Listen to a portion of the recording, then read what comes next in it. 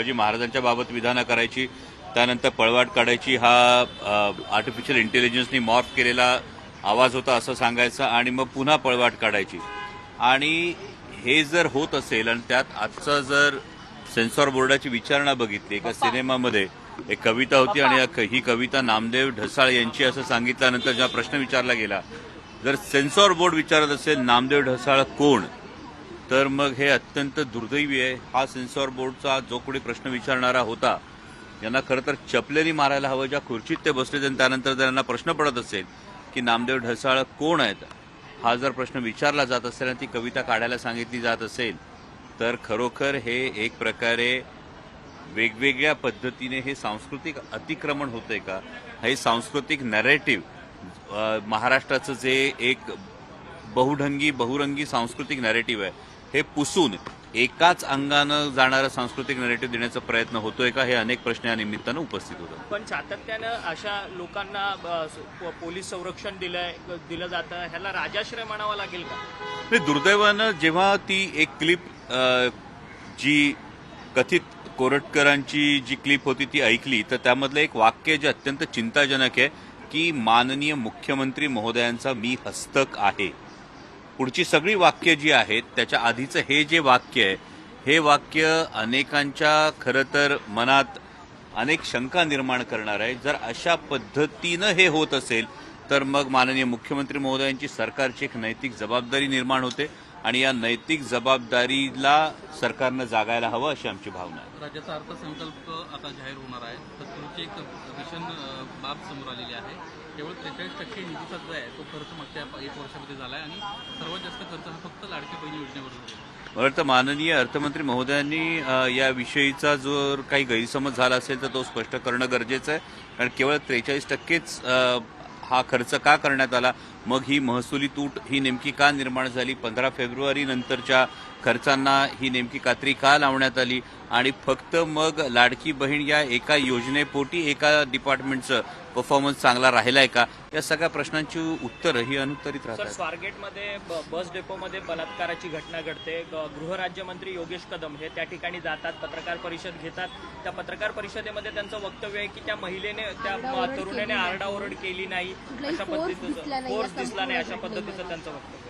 नाही, माननीय योगेश कदमजी यांचं हे अत्यंत अपरिपक्वतेचं हे वक्तव्य आहे, अत्यंत दुर्दैवी हे वक्तव्य आहे. आणि अशा पद्धतीनं वक्तव्य करण्यापेक्षा खरं तर तिथली नेमकी कायदा सुव्यवस्थेची काय परिस्थिती होती याचा आढावा घेणं हे जास्त गरजेचं होतं. तिथले सगळे सीसीटीव्ही हे सुरू होते. कालच मी एका न्यूज चॅनलवर बघितलं, आकाशाकडे तोंड करून असलेला सीसीटीव्ही सुद्धा याच स्वारगेट स्थानकामध्ये होता. आणि अशा पद्धतीनं जर इतकी असंवेदनशील वक्तव्य जर मंत्री महोदय करत असतील तर खरोखर हे दुर्दैवी आहे. परंतु सातत्यानं जो दत्ता गाडे म्हणून जो आरोपी आहे या सगळ्या प्रकरणामधला, त्याला अटक जरी झाली असली तरी त्याचे जे फोटोज आहेत ते माऊली कटके जे शिरूरचे आमदार आहेत त्यांच्याबरोबर पण दिसतात आहेत.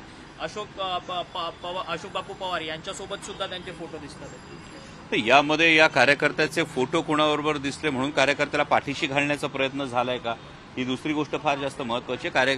तो जो कोणी नराधम आहे याला अटक झालेली आहे आणि याच्यावर लवकरात लवकर जी कठोर कारवाई आहे ती करण्यात यावी, हीच सगळ्यांची मागणी, हीच सगळ्यांची भावना आहे. अशोक बापूंचं असं म्हणणं आहे की तो दत्ता गाडे म्हणून जो आरोपी आहे तो माऊली कटकेंचा कार्यकर्ता आहे.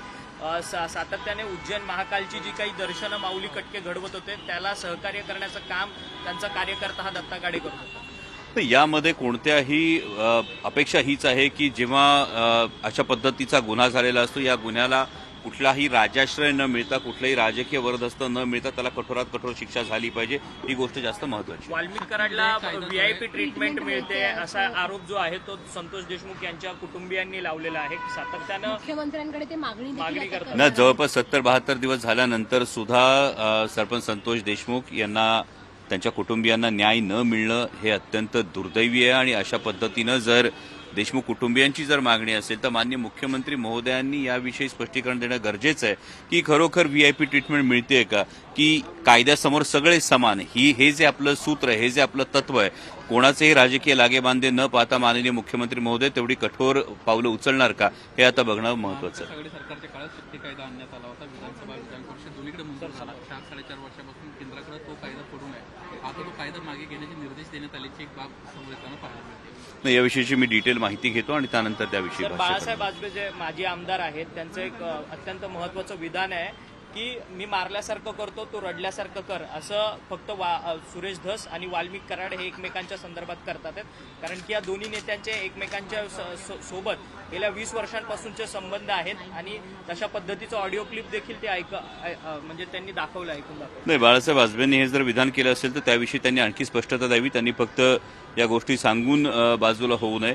ते ज्या पक्षात आहेत त्याच पक्षाचे मंत्री आहेत, त्याच पक्षाच्या मंत्र्यांशी संबंधित असलेले हे सदर आरोपी आहेत आणि त्यामुळे मला वाटतं की बाळासाहेब आजबे यांनी याविषयी अगदी खुलासेवार जनतेच्या समोर येऊन हे खुलासेवार सांगणं गरजेचं आहे. लोकशाही मराठी ऐका, पहा, जागरूक रहा.